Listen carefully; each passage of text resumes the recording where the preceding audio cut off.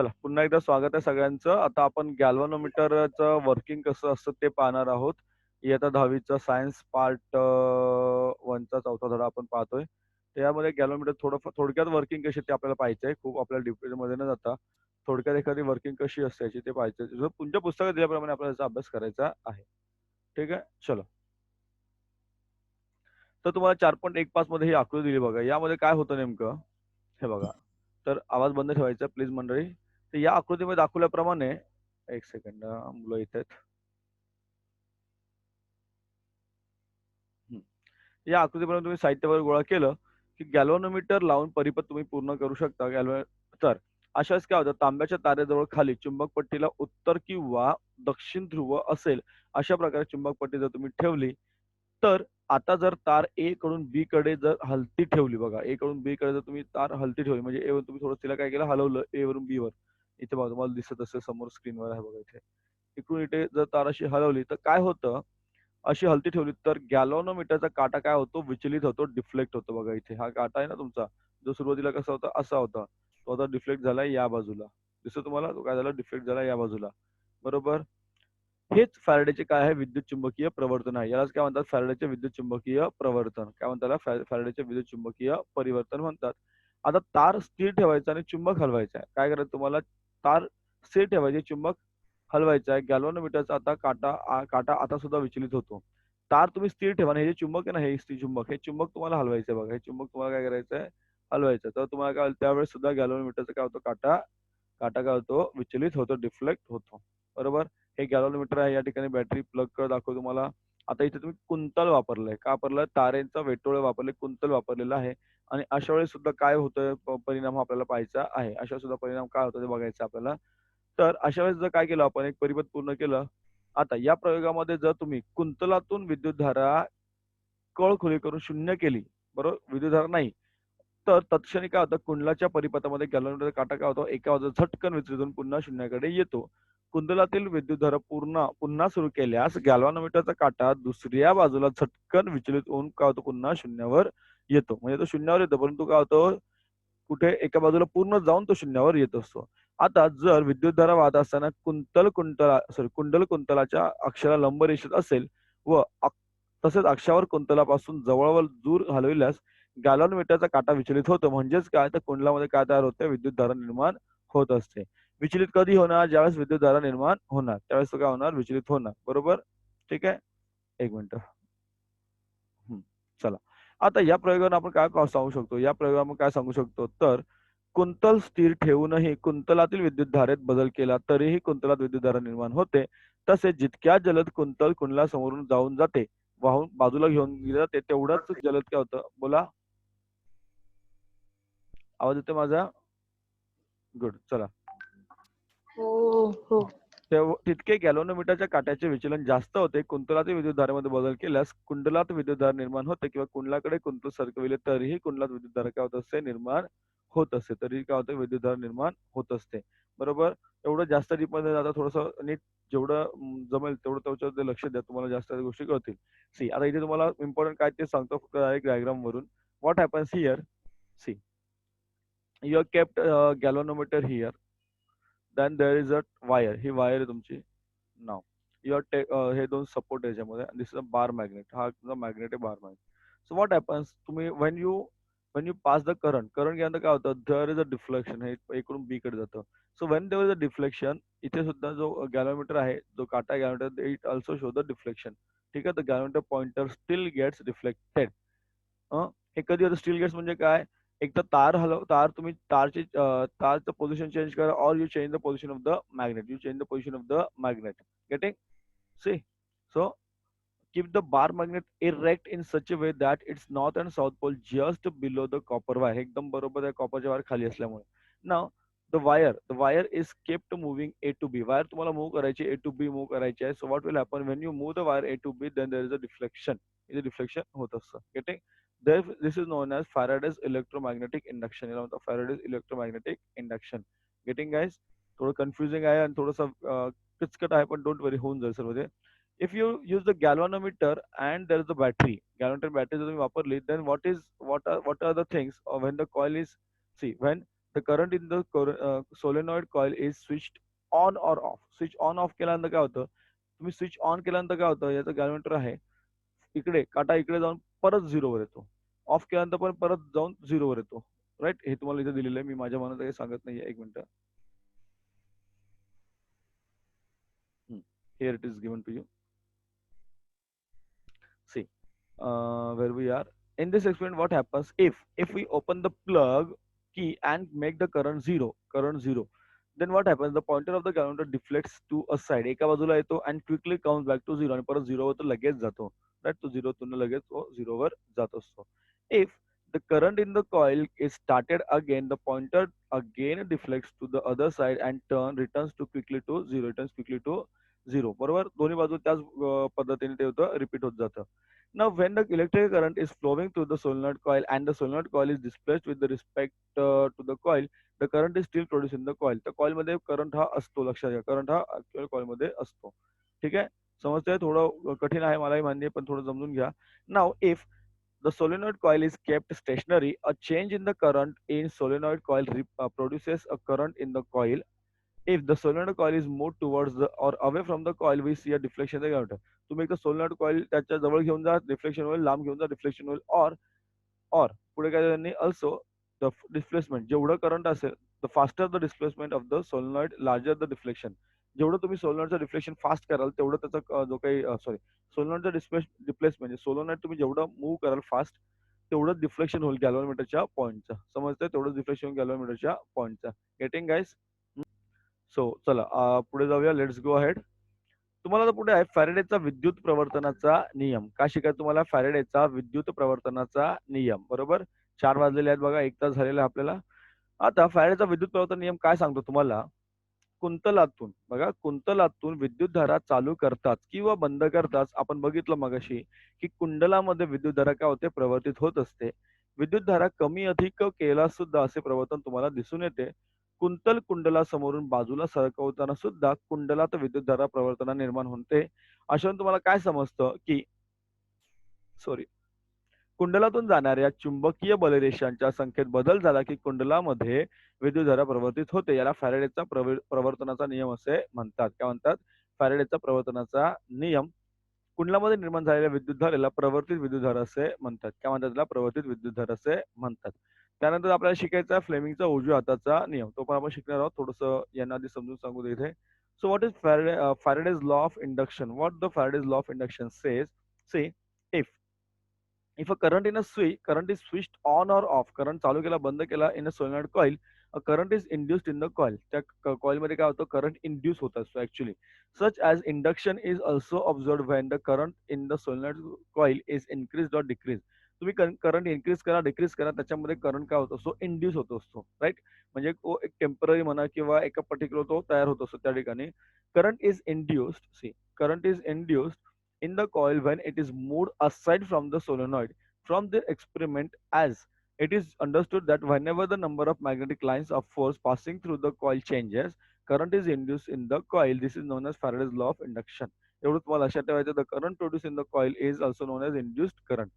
त्याला काय म्हणूया आपण? induced current. राईट, काही काही गोष्टी खूप किचकट आहे या धड्यामधल्या, पण डोंट वरी, आपण प्रयत्न करूया जेवढं होईल तेवढं आपल्याला समजून सांगण्याचा प्रयत्न करूया. आपण लेफ्ट हँड रूल पाहिला. आता तुम्हाला फ्लेमिंगचा उजव्या हाताचा नियम आहे. बरोबर, फ्लेमिंगच्या उजव्याचा नियम आहे. मग जो पाहिला तो फ्लेमिंगच्या डाव्या हाताचा नियम तुम्ही पाहिलेला होता. आता आहे तुम्हाला फ्लेमिंगच्या उजव्या हाताचा नियम, फ्लेमिंग्स राईट हँड रूल. कोणता आहे? Fleming's right hand rule. आता फ्लेमिंग्स राईट हँड रूल काय सांगतो बघा. What does it say? तुम्ही जर बघा, आता मगाशी जसा डावा तुम्ही वापरला, आता तुम्हाला उजवा हात वापरायचा आहे. काय वापरायचं? उजवा हात वापरायचा आहे. उजव्या हातामध्ये तुम्ही बघत असेल, तुम्हाला आकृती दाखवल्या त्याप्रमाणे तुम्ही तुमच्या हाताची पण अशी बोटं फिरवू शकता. तुम्हाला कळेल की अंगठा अंगठा काय दाखवतो? विद्युत वाहकाची गती दाखवतो. काय दाखवतो? विद्युत वाहकाची गती. इंडेक्स फिंगर तुमची जी काही हे 2 नंबरचं बोट आहे ते तुम्हाला दाखवतं चुंबकीय क्षेत्राची दिशा. आणि हे जे काही आपलं 3 नंबरचं बोट आहे, विद्युत वाहकात प्रवर्तित विद्युत धारेची दिशा. समजलं? जे मधलं बोट आहे ते काय दाखवतो तुम्हाला? विद्युत वाहकात प्रवर्तित विद्युत धारेची दिशा. याला काय म्हणतात? फ्लेमिंगचा उजव्या हाताचा नियम. बरोबर, फ्लेमिंगच्या उजव्या हाताचा नियम काय आहे बघा. तर विद्युत वाहकांमधील म्हणजे कुंडलातील प्रवर्तित विद्युतधारा जास्तीत जास्त केव्हा असेल? तर जेव्हा विद्युत वाहकाच्या गतीची दिशा ही चुंबकीय क्षेत्राच्या दिशेला लंब असते तेव्हा असते. बरोबर, लंब बघा तिन्ही बोटं आपण लंबरूप ठेवलेले आहेत. तिन्ही बोटांमध्ये जर आपण कोन काढला तो कितीचा असतो? 90 अंशाचा असतो.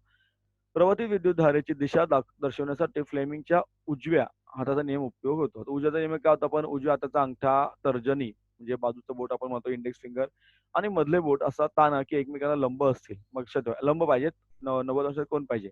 अशा स्थितीत अंगठा विद्युत वाहकाच्या गतीची दिशा, तर्जनी चुंबकीय क्षेत्राची दिशा दर्शवितात. तर मधले बोट काय दाखवतं तुम्हाला? मधले बोट विद्युत वाहकात प्रवर्तित विद्युतधारेची दिशा दर्शविते. याला म्हणतात फ्लेमिंगचा उजव्या हाताचा नियम. दोन्ही नियम तुमचे पाठ झाले पाहिजेत. त्याच्याबरोबर अजून एक होता तुमचा तो नियम कुठला? तो पण तुमचा पाठ झाला पाहिजे. अनेक नियम असे तुमच्या लक्षात आले पाहिजे सगळ्यांना. बरोबर? हं. परत रिपीट करतो बघा. हं. So where we are, see Fleming's right hand rule. You can see if you stretch your three fingers, thumb and the other two fingers, index finger and the middle finger, in a such way that they are perpendicular to each other. So what happens here? The thumb का दाखवतो? Thumb indicates motion of a conductor. Then here direction of a magnetic field. Direction of the magnetic field काय दाखवतो? तुमचा index finger. बरोबर?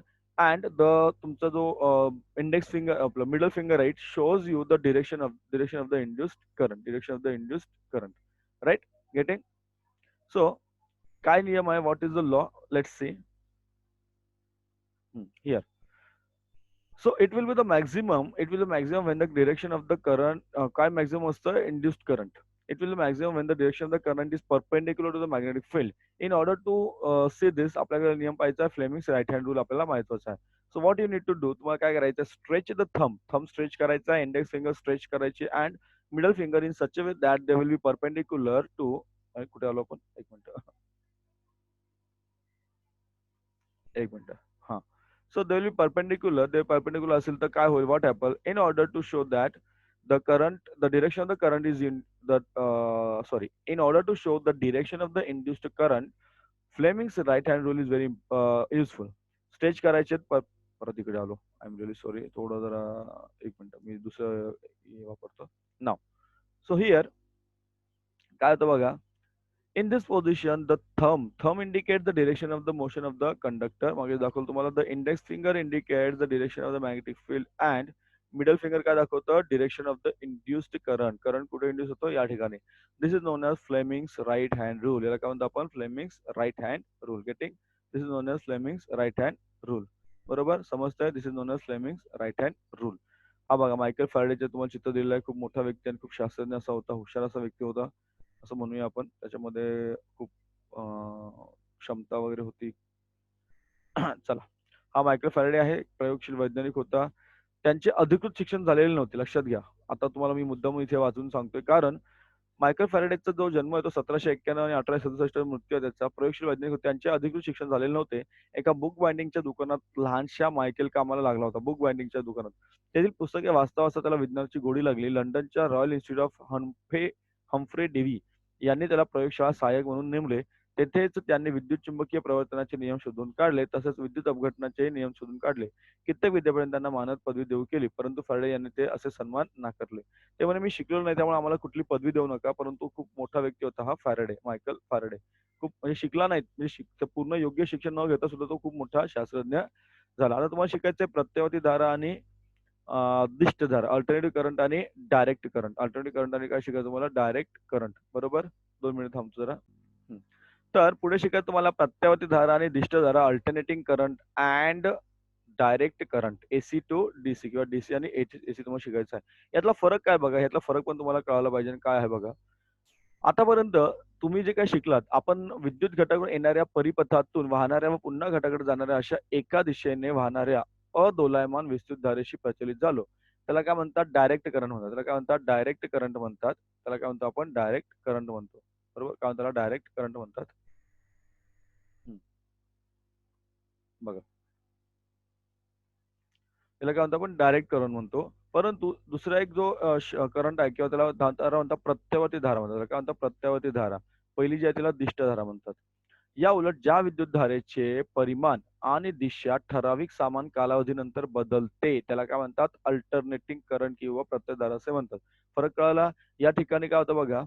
या ठिकाणी जी काही विद्युतधारा आहे ती एकाच दिशेने वाहणाऱ्या अदोलायमान म्हणजे तिची दिशा आणि परिमाण बदलत नाही आणि या ठिकाणी काय होतं ते बदलते. बघा इथे दिलं तुम्हाला बदलते.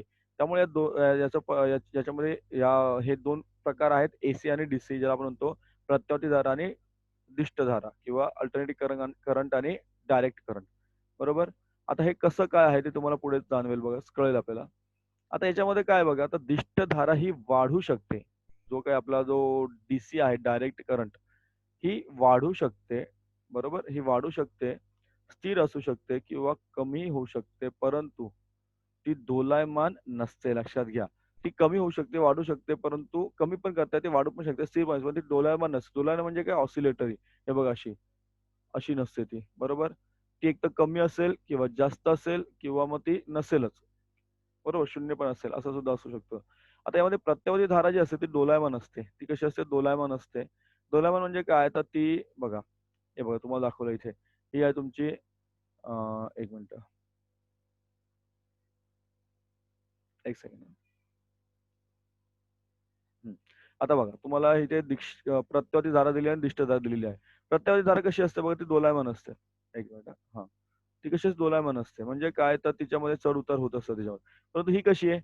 एकतर वाढती असते किंवा स्थिर असते किंवा कमी होणारी असते. याच्यामध्ये फरक अशी वेव्ह तयार होत नाही. बरोबर? दोलायमान नसते ती. म्हणजेच हां. ती एका कालमर्यादेपर्यंत वाढते, त्यानंतर परत कमी होते, शून्य होते, पुन्हा उलट दिशेने कमाल मर्यादेपर्यंत वाढून पुन्हा शून्य होते. म्हणजे बघा, शून्य दिसतं का तुम्हाला इथे आकृतीमध्ये बघा. नीट बघा आकृतीमध्ये तुम्हाला ही वरची आकृती बघा. इकडे बघा. हं. आता निळा रंग दाखवला. निळा रंग कुठला आहे तुम्हाला डीसी डायरेक्ट करंट किंवा दिष्ट धारा म्हटलंय आणि ऑरेंज कलर तुम्हाला दाखवलेला आहे. थोडासा ब्राउनिश ऑरेंज तो दाखवतो तुम्हाला प्रत्यावर्ती धारा एसी. ही बघा एक म्हणजे ए करून ती सरळ स्ट्रेट दिशेने गेलेली आहे बघा निळ्या रंगाची दिसतं तुम्हाला? बरोबर? आणि इथे जर तुम्ही विचार केला बघा शून्यावरून ती 1 वर गेली, वाढली, परत कमी झाली, 0 झाली, परत 0च्या खाली गेली -1 पर्यंत, परत 0 झाली. म्हणजे अशा प्रकारे ती काय होते, वाढते, 0 होते, परत शून्यापेक्षा खाली जाते, कमी होते. अशा प्रकारे ती दोलायमान असते. ती अशी बदलत जाते आणि तुम्ही जर इथे नीट विचार केला, इथे बघा. इथे वाढती दिष्टधारा, स्थिर किंवा कमी होणारी दिष्टधारा तुम्हाला दाखवलेली आहे. म्हणून ह्या चिन्हाने दाखवतात बघा. हे चिन्ह वापरतात. बरोबर? कुठे गेलो आपण? हां. प्रत्यावर्ती विद्युतधारेचे दोलन वेळेनुसार वक्रीय म्हणजे सायनुसॉइडल पद्धतीने होत असते म्हणून ते चिन्हाने दाखवतात. दिष्टधारा एका दिशेने वाहते, परंतु प्रत्यावर्ती धारा जी आहे ती एका ऋतुचक्रात सुलट-सुलट दिशेने वाहत असते. उलट-सुलट दिशेने वाहत असते. आपण जर आपल्या भारताच्या विद्युत केंद्राचा विचार केला, भारताच्या विद्युत केंद्रात, तर होणाऱ्या विद्युत निर्मितीमध्ये एक चक्र 1/50 सेकंदात 0.02 सेकंद पूर्ण होते. यावेळेस प्रत्यावर्ती धारेची वारंवारता असते ती किती असते? 50 हर्ट्झ असते. विद्युत शक्तीच्या लांबवर नेताना ती प्रत्यावर्ती रूपात वाहून नेणे फायदेशीर ठरते. याचे कारण काय असतं, की दिष्ट विद्युतधारेपेक्षा प्रत्यावर्ती विद्युतधारेमुळे शक्ती कमी अधिक होऊन घटत असते आणि ट्रान्समिशन करता येतं. घरगुती वापरासाठी विद्युत पुरवठा हा प्रत्यावर्ती धारेचाच असतो. वीज वापरताना घ्यावयाची खबरदारी तुम्ही पुढे शिकलेला आहात किंवा मागे सुद्धा शिकलेला आहात. आता काय होतं याच्यामध्ये जी काही वीज वाहून नेली जाते ना बघा, आपल्या घरामध्ये जी वीज मिळते ती आपल्या घरात तयार होते का? नाही. ती कुठेतरी एखाद्या इलेक्ट्रिकल पॉवर प्लांट असतो तिथे तयार होते, ती आपल्यापर्यंत येते. तर आणण्यासाठी तिचा उपयोग कसा होतो? एसी आणि आपल्या घरातली एसी जी विद्युतधारा आहे ती एसी असते, अल्टरनेट करंट असतो. म्हणून ती कमी जास्त होत असते. तुम्हाला माहिती आहे त्या गोष्टी. बरोबर? परत सांगतो बघा. हं. So what is alternating current and what is DC किंवा AC and DC alternating current and direct current किंवा डायरेक्ट करंट ज्याला म्हणूया आपण. You can say that this direct current is what? It is a current flowing in one direction, right? From cell to cell. From cell to cell, it is known as direct. Oh, direct. And alternate current is what? What is alternate current? तुम्हाला इथे दिलं बघा स्क्रीनवर. Changing in the magnitude and direction after equal interval. Equal interval change. आता बघा ना equal इथे तुम्ही बघितलं असं इक्वल इंटरव्हल आहे बघा. एकदम व्यवस्थित तुम्हाला बरोबर त्याचा इंटरव्हल वेगळं दिसतं. मग काल जो आहे तो बरोबर तुम्हाला विशिष्ट काळानुसार ती कमी जास्त होत असते. Getting? So this is your direct current and this is your indirect current and home appliances किंवा आपल्या घरात जी विद्युतधारा आहे ती सुद्धा एसी आहे. एसी म्हणजे अल्टरनेट करंटमध्येच आहेत. Here. In India, what happens in the power station generation capacity, one cycle changes 1 upon 50th second. That is the frequency किती आहे? एसीची फ्रिक्वेन्सी आहे 50 हर्ट्झ. किती आहे? 50 hertz. That means 50 cycles per second.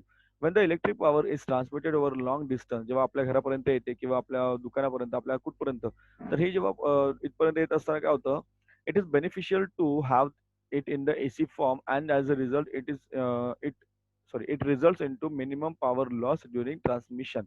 The home supply of alternating current AC we have to learn in the sorry the home supply कसं असतो आपला AC मध्ये असतो आणि कसं प्रिव्हेशन वगैरे तुम्हाला दिलेलं असतं तुम्ही शिकलेलं आहात आधीच्या वर्गांमध्ये राईट. तुम्हाला आता पुढचा पाठ आहे इलेक्ट्रिक मोटार आणि मग आपला हा चॅप्टर या ठिकाणी संपतो म्हणजे माझ्या मते आपल्या वेळामध्ये हा चॅप्टर आपल्याला या ठिकाणी संपत चाललेला आहे. बरोबर. चला आपण चॅप्टर संपूर्ण टाकूया आणि मग आपण जो सेकंड लास्ट सेशन आहे तो मॅथ्सची रिव्हिजन करूया. सगळ्यांनी थांबायचं कारण मॅथ्स हे वाटत एवढं सोपं नाही आणि हाताचे मार्क मुलं घालवतात मॅथ्समध्ये. सो इलेक्ट्रिक मोटर काय आहे बघा. व्हॉट इज इलेक्ट्रिक मोटर किंवा सॉरी इलेक्ट्रिक जनरेटर आहे हे. विद्युत जनित म्हणतो. विद्युत चुंबकीय व प्रवर्तनावर आधारित असे प्रयोग पाहिले त्यातून निर्माण जाणाऱ्या विद्युत धारेचे परिमाण अल्प होते परंतु हेच तत्व मानवाच्या वापरासाठी मोठी विद्युत धारा निर्माण करण्यासाठी वापरता येते.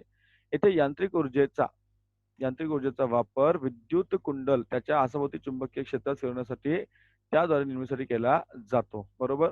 आता यात होतं काय की तुम्हाला काय तयार करायचं जनरेट करायची इलेक्ट्रिसिटी जनरेट करायची आहे त्यामुळे तुम्हाला अशा प्रकारे जोडणी करावी लागते.